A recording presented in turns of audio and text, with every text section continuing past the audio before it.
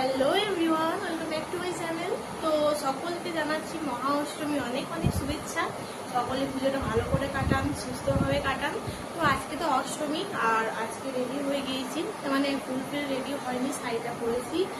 আর এখানে বোন রেডি হচ্ছে, তো চলুন তাড়াতাড়ি রেডি হয়নি, আর অনেকটা লেট হয়ে গিয়েছে। তো চলুন ভিডিওটা দেখতে থাকুন, আশা করি অনেক ভালো লাগবে।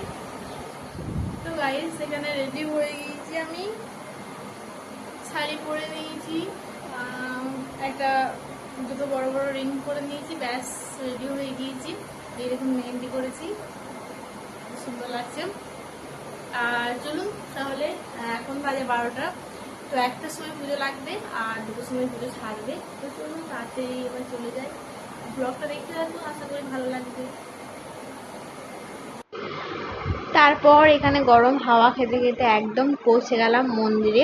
আর মন্দিরে ঢুকেতে মনটা অনেক শান্তি হয়ে গেল, বিশেষ করে যখন মন খারাপ থাকে বা অনেক কষ্ট দুঃখ থাকে না, মন্দিরে যখনই যায় না, সত্যি মনটা অনেক হালকা হয়ে যায়, মনে হয় যে কোনো কিছু কষ্ট নেই, কোনো মন খারাপ নেই, এরকম একটা ফিল আসে।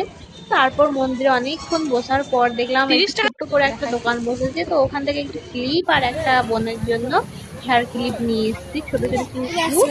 তারপর অনেকক্ষণ ঘোরাঘুরি করলাম। আর এই দেখুন এই বাচ্চাটা সব সময় আমার সাথে কথা বলার চেষ্টা করছে, মা মা মা করে, ওদের যেরকম আর কি ল্যাঙ্গুয়েজ সেভাবে কথা বলছে আমার সাথে। ও বাচ্চাটার সাথে অনেকক্ষণ খেলা করার পর এখানে আরতি শুরু হলো, অঞ্জলি দেওয়া শুরু হলো। এবছর আমি অঞ্জলি দিতে পারিনি, ওই জন্য একটু আবার ঘোরাঘুরি করলাম, মা কাকিরা সবাই অঞ্জলি দিল। চলে এসেছি মন্দির, এই দেখুন। তো আমাকে কেমন লাগছে অবশ্যই কমেন্টে জানাবেন।